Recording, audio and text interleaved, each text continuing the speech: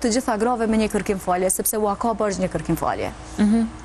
Edhe Brikena që është atje brenda dhe ka po ndoshta më shumë, është në një format, ndikon automatikisht sepse është në një fazë që disi dëshiron të arsyetoj dhunuesin. Ajo çka duhet ne të kuptojmë qartë është që dhuna në një martesë nuk arsyetohet për shkak se ndodh në martesë. Dhe dhuna nuk është problem mes çiftit.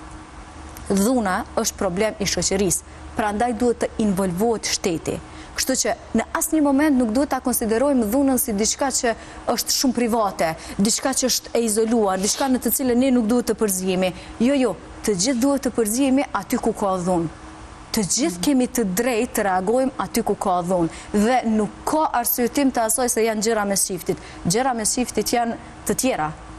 Në momentet kur ka dashuri, respekt, kur gruaja nuk shkelet, nuk dhënohet e tjera, atë normalisht që sigurisht askush nuk ka të drejtë të ndërhyjë mes tyre. Por në momentin që ka dhunë dhe të tjerët nuk reagojnë, atëherë të gjithë ata janë pjesëmarrës.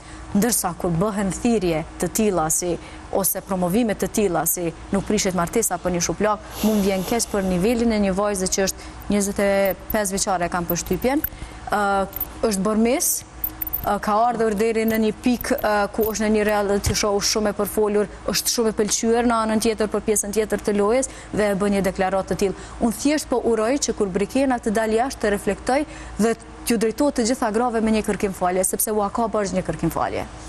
Antigon, mundet me qenë që Brikena për shembull pas kësaj deklarate që e ka thënë, si po thotë Paulina, mund të qenë për shkak të lojës që e ka bë, apo ndoshta edhe ka mujt me pas dhunë familje Brikena, për shembull tek ka mujt me patë ndonjë familjare dhe ka thënë që okej, për një shuplak nuk prishet martesa sa pse kanë vazhduar edhe familjarët. Po mendoj që ajo